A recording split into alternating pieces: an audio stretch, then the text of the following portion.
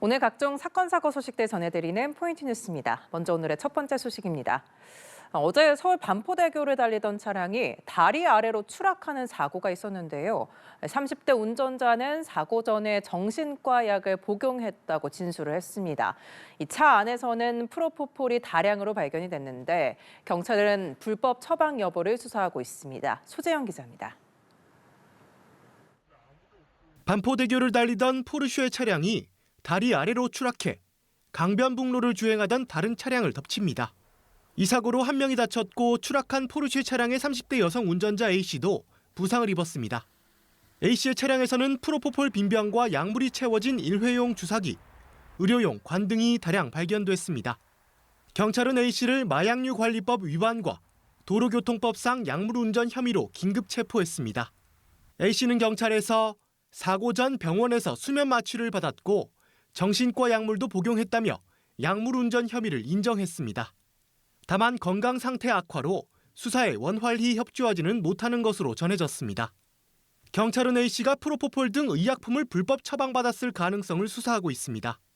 향정신성 의약품인 프로포폴은 정식으로 처방받아 병원에서 투약하는 것만 허용되는데 A씨는 프로포폴을 여러 개 소지하고 있던 것으로 전해졌습니다.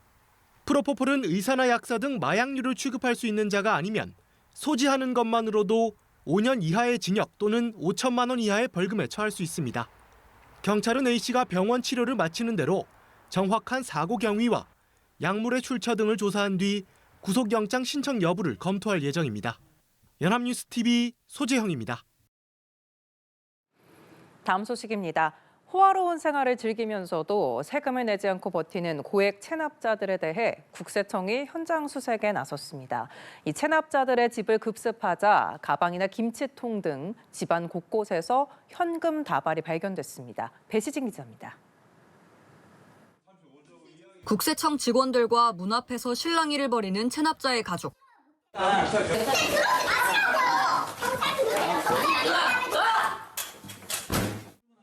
가족 중 한 명은 갑자기 출근을 해야 한다며 가방을 메고 황급히 집을 나섭니다. 가방을 수색하려 하자 소리를 지르며 거세게 저항하더니 심지어는 국세청 직원을 향해 가방을 던집니다. 아니 왜 그러시는 거예요?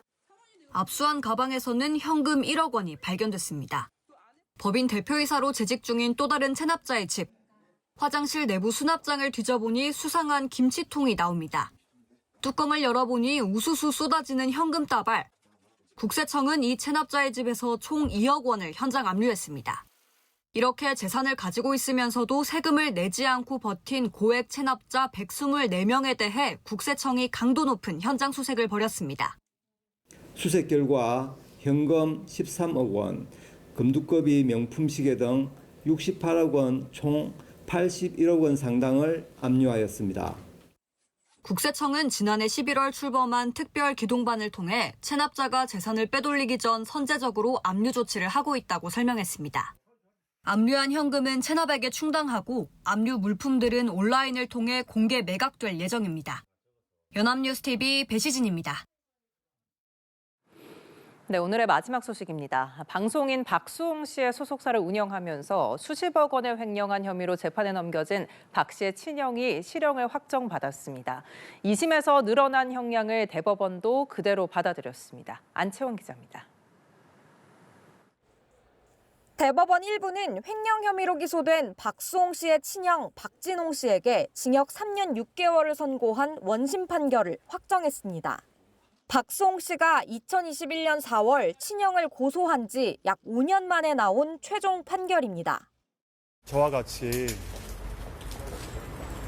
가까운 이에게 믿음을 주고 선의를 베풀었다가 피해자가 된 많은 분들께 희망이 될 수 있는 재판 결과 나올 수 있도록 증언 잘하고 오겠습니다.